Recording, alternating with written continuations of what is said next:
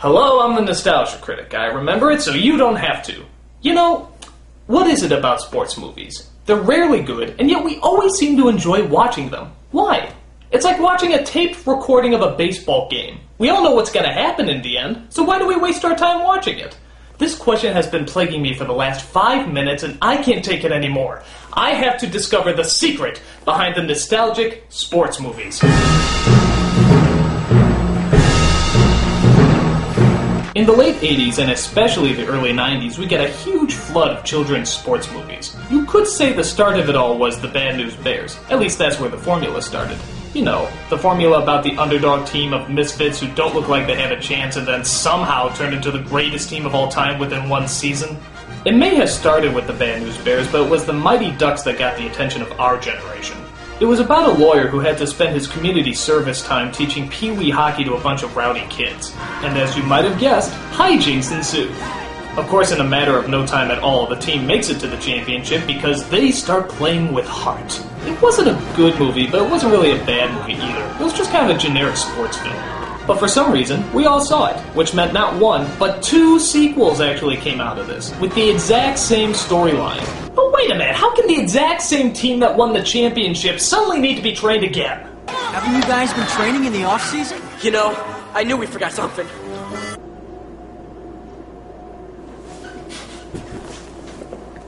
That's really lame.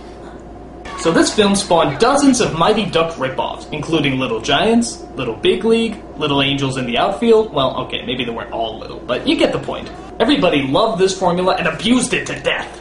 And if there's anything these films have taught us, it's that there's a very specific type of team you need in order to beat the championships. For example, you always need the fat kid. The kid who does nothing but apparently eat food and talk about how much he likes eating food. After that, you need the geeky kid. The kid who always overanalyzes everything and has to wear glasses so that you automatically know that he's the geeky kid. Which I highly resent, by the way.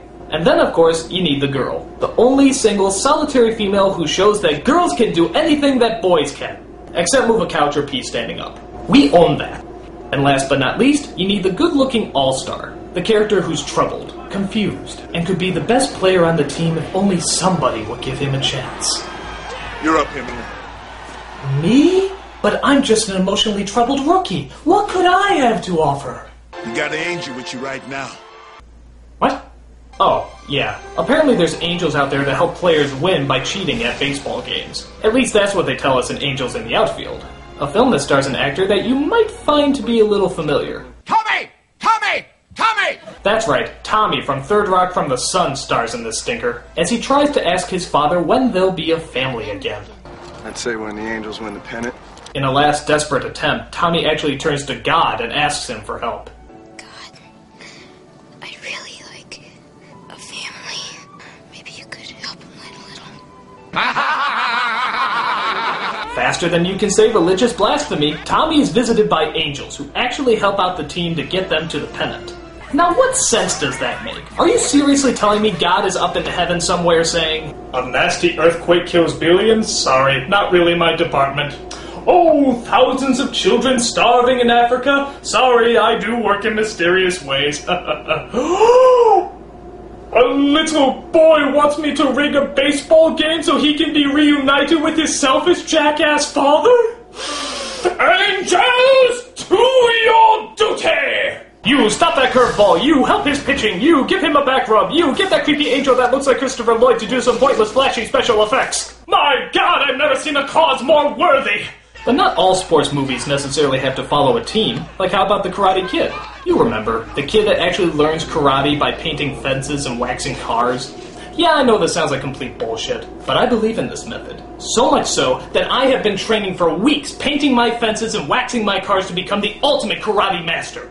And now, I think it's time to put my newly founded teachings to the test. This is my opponent, and now I will demonstrate the brute fighting force that I have become.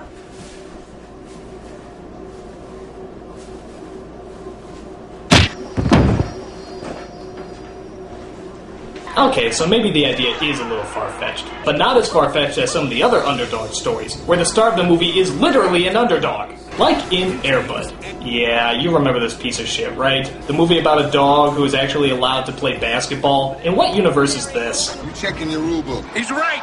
Ain't no rule said the dog can't play basketball. Oh, of course! It doesn't say in the rule book that I can't bring a dog in to play basketball. What was I thinking? And you wanna know what else? I'm pretty sure that doesn't say anywhere that I can't bring roller skating black bears in either. Or how about professionally trained tap dancing orangutan? Or how about a giant urinating elephant with one testicle who can sing the classical works of Andrew Lloyd Webber? Is that in the rule book? Is it? Is it? It is? Holy shit, how amazingly specific. This is a joke. Another film just dealing with one player is Rookie of the Year. In this film, a kid injures his arm so that it can propel back and launch like a catapult. So a baseball team actually decides to pick him up as a pitcher. Seriously, what baseball team could be so desperate that they actually get a child to pitch for them? You sure this isn't a true story? Gotcha. Another reoccurring theme you might have noticed in these movies is the villain. Somehow, the other team is always made up of the most evil, diabolically sneaky bunch of people you've ever seen in your life. Like, remember the martial arts teacher from The Karate Kid? This guy makes General Mao look like a princess. Mercy is for the weak. What are you here for, old man? The enemy deserves no mercy. What are you looking at? Finish him! What karate teacher actually talks like this? This is a karate dojo, not a knitting class. Well, I expected this kind of treatment from the YMCA, but not from this establishment. My favorite scene is when Mr. Miyagi asks the teacher to leave Daniel alone before the tournament. You're a pushy little bastard, ain't you? But I like that. I like that. Yes, very clever, old man. The ball is in your court now, but after the tournament is over, it is I who will possess the golden trophy, making me ruler of the dojo set next to the Walgreens drugstore. God, I need a girlfriend. Or how about the kids from Little Giants? Remember how intimidating they were? We just came by to tell you guys how incredibly sorry we are that you didn't make the team. Oh, well, thank you very much. You know, maybe I had you guys pegged wrong. I always assumed you were harsh, mean individuals, but now I see you're just the playful type who don't really want to hurt anybody's feelings. Not! Damn your witty repartee! You know there's no way I can talk my way out of the not clause! It's foolproof! But I think my favorite villains have to go to the Germans from Cool Runnings. I don't know why, but I just love these guys. They're like the grade school bullies of bobsledding. Why don't you put some training wheels on that sled? You want to say something, Jamaica? Come on, Jamaica. You have no business here, Jamaica. Yeah, and your father was a Wiener Schnitzel. Seriously, these guys are like the Nelsons of Winter Olympics. And of course, you can't have a kid's sports movie without the always popular sports montage. This is where you see the team working really hard in a couple of clips and then suddenly they become professional players. Newsflash, guys, fast editing and a horrible 80s song doesn't make you sports legends. In fact, you can do anything with an 80s song and fast editing and you'll look like a hero. Watch!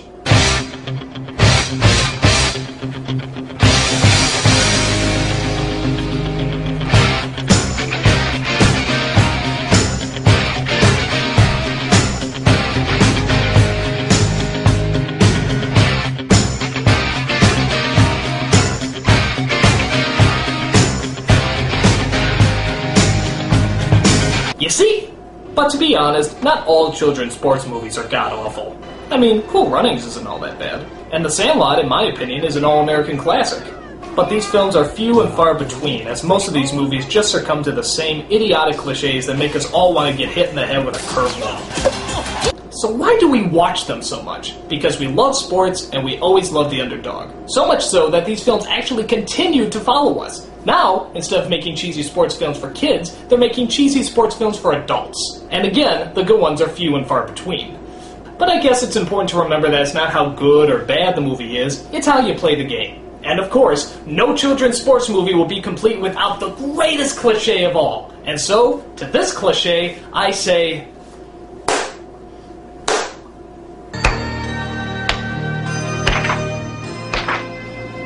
to Lucas... to Cool Runnings, to Rudy,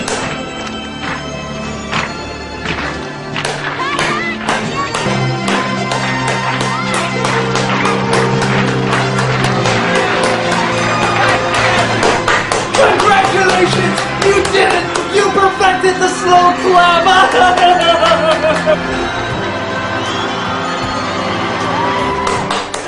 Nostalgia Critic. I remember it so you don't have to. Oh my